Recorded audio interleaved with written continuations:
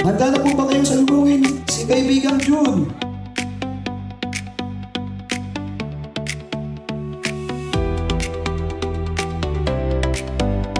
Kung handa na po ninyong salubungin si kaibigang June, meron po tayong hamon. Ang hamon po natin sa isa't isa. Ang hamon na mas higitan po natin ang ating sarili ngayong pong buwan po ng June.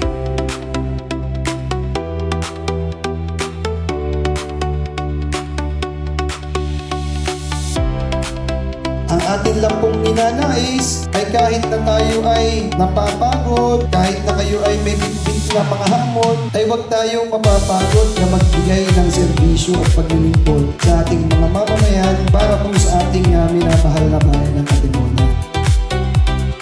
Yung pong inyong mga ngiti ay mauni ninyo, hindi lamang po today, hindi lamang po for the entire week, hindi lamang po for the entire month, kundi for the entire year. Sana po bitbit ninyo ang mga ngiting yan. Yun din ang inyong pong mas malalim na malasakit para po sa ating pong kababayan.